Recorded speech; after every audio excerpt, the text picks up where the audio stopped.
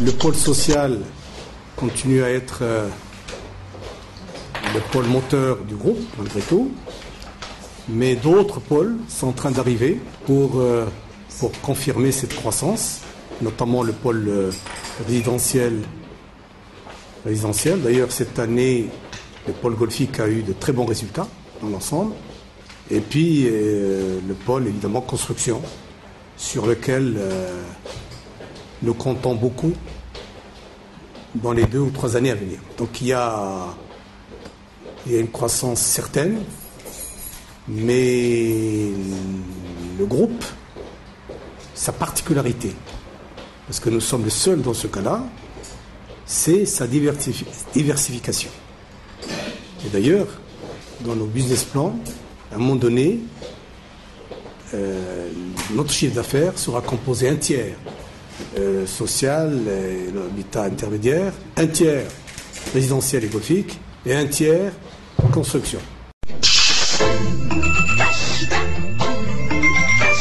Nous sommes les seuls à avoir cette particularité d'avoir chez nous un laboratoire, je dirais, pour suivre, pour étudier, pour mettre en place toutes les nouvelles idées qui font que nos projets sont différents. Différents à tout point de vue, mais différents dans le sens de la conception et de la qualité de production.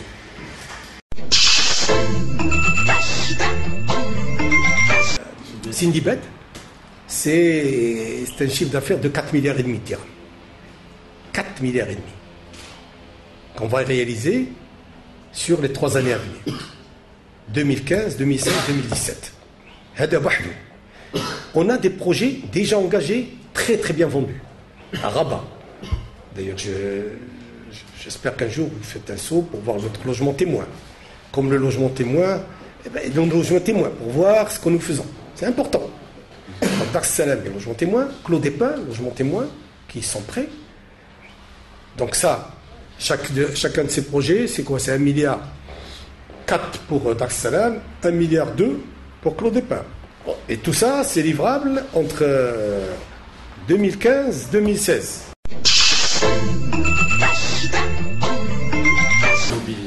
Bon, les banques ont fait beaucoup d'efforts, franchement, je le dis.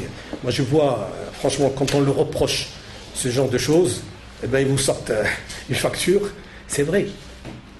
Ils ont beaucoup, comme on dit, d'impayés. Ouais. Et voilà, et ils font attention que ce soit même voilà, ils ont des. Ceci étant, c'est vrai, d'ailleurs, c'est ça c'est vrai que les banques resserrent les vis au niveau du promoteur comme de l'acquéreur. Et l'acquéreur, pour nous, c'est encore plus grave.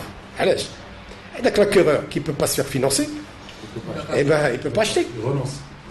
Soit il relance, soit en tout cas, si lui ne relance pas, ceux qui viennent après, ils ne viennent plus acheter. Ils savent que la banque, aujourd'hui, on sait, avant la banque donnait 100% du crédit. D'abord, ils posent des conditions draconiennes, et ils donnent, à mon avis, du 60%. Enfin, ça dépend du client. L'Afrique, c'est l'avenir. C'est le relais de croissance. C'est la destination naturelle de tout ce qui doit être entrepris par le Maroc dans les années à venir. Le dernier voyage a été un voyage exceptionnel, un voyage formidable. Et je dois vous dire, on a compris.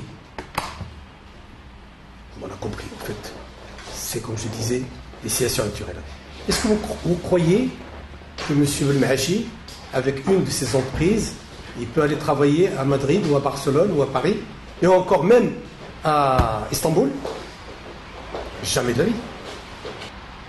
Par contre, quand on va pour travailler à Abidjan, à Bamako, à Dakar, on nous fait le tapis rouge. C'est très important. Je veux dire, on gagne mieux notre vie, les marges sont beaucoup plus substantielles, les risques, vous savez, les risques, il y en a partout. Vous savez, quand vous entreprenez une opération au Maroc, il y a un risque évident. Donc tous les métiers à risque, dans l'immobilier, si vous ne faites pas attention réellement, si vous n'avez pas une vision pour le projet que vous réalisez, il y a un risque évident. Alors, comment nous, on entrevoit l'Afrique? Je vous dis franchement, nous, notre stratégie n'est pas de faire des petits projets dans 20 pays africains, mais de nous installer dans certains pays, amis, frères,